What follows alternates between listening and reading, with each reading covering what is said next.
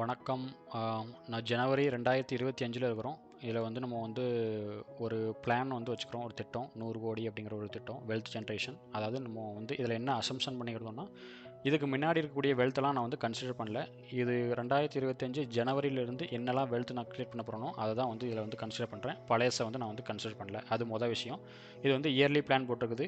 இதில் வந்து வச்சா நம்ம எத்தனை வருஷத்தில் இது பண்ணலாம் அப்படிங்கிற போட்டிருக்குது. அதை நான் வந்து இன்னும் வந்து அதை பிரேக் டவுன் பண்ண அதை வந்து இன்னும் பிரித்து மந்த்லி லெவலில் வந்து நான் போட்டுக்கிறேன். மாதமாக இதில் அதில் வந்து ஜனவரி 2025 இருக்கிறோம். அது இப்போ தான் ஆரம்பிச்சிருக்கனால இந்த வீடியோ வந்து நான் மந்த் 0 நான் கன்சிடர் பண்ணிக்கிறேன். அதில் வந்து 1.25 லட்சம் வந்து நம்ம போடணும். இப்போ வந்து 2 வந்து நான் அந்த இதை ஸ்டார்டிங்கில் இது பண்ணுறேன். அடுத்தடுத்த வாரங்களில் கொஞ்சம் செலவுகள் இருக்குது அடுத்தடுத்த மாதங்களில். அதனால் முன்னாடியே வந்து இது பண்ணுறேன். அது வந்து அந்த 1.25 போட முடியாது. அதுக்கு பதிலாக நம்ம வந்து கம்மியாக தான் போடுவோம். அதுக்கப்புறம் ஒரு வருஷமோ எவ்வளோ தள்ளின பிறகு நம்ம வந்து அதை வந்து எவ்வளோலாம் போடாமல் விட்டோமோ அதை வந்து நம்ம பின்னாடி வந்து ஆட் பண்ணிடுவோம். அதுக்கப்புறம் அதுக்கேற்றபடி பர்சன்டேஜுக்கு ஏற்றபடி நம்ம வந்து எப்போ வந்து கோலை அச்சீவ் பண்ணுறோம் அப்படிங்கிறத நம்ம ட்ராக் பண்ணிக்கிட்டே இருக்க போகிறோம். இதுதான் வந்து இதில் உள்ள திட்டம். இந்த திட்டத்தைப்படி பார்த்தோம் அப்படின்னா ஒரு 2059 கிட்டத்தட்ட 2059 நம்ம வந்து இந்த திட்டத்தை வந்து நம்ம நிறைவேற்றிருப்போம் அப்படிங்கிறது வந்து இருக்கும். நம்ம இதை வந்து தொடர்ச்சியாக பண்ணணும் அப்படின்னா அதுமாரி இதில் பர்சன்டேஜ் வந்து 13.2 அப்படிங்கிறது வந்து இருக்குது வருஷத்தில். அதை நம்ம வந்து எவ்வளோ வந்து எடுக்கிறோம் அதை பொறுத்தும் வந்து இந்த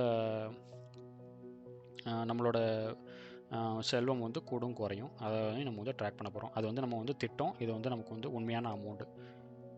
அதுக்கப்புறம் அதில் உள்ள வித்தியாசங்களை வந்து இது ஃபார்முலா போட்டு நம்ம வந்து அதை பிரித்து நம்ம வந்து பார்க்குறோம். இவ வந்து சரியாக பண்ணுறோமா இல்லையா அப்படின்னு. இந்த தடவை பார்த்தோம் அப்படின்னா மாதம்னால இப்போ வந்து இது கூட இருக்குது.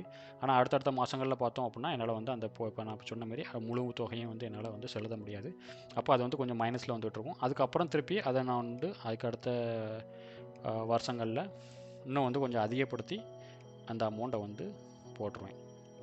இதுதான் வந்து திட்டம். இது வந்து நம்ம ஜனவரி முடிஞ்ச பிறகு நான் அடுத்த அப்டேட் உங்களுக்கு கொடுக்குறேன்.